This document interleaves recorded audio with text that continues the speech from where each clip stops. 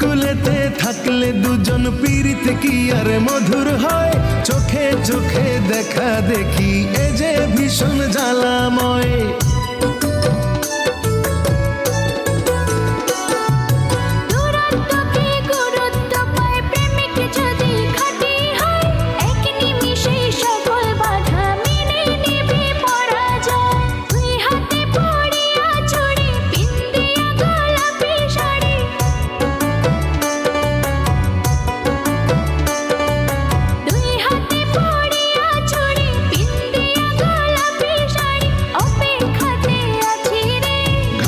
বাধা নাই যে তোরি কেমনে যাব তোমার বাড়ি, পরাণ আমার সয় না রে।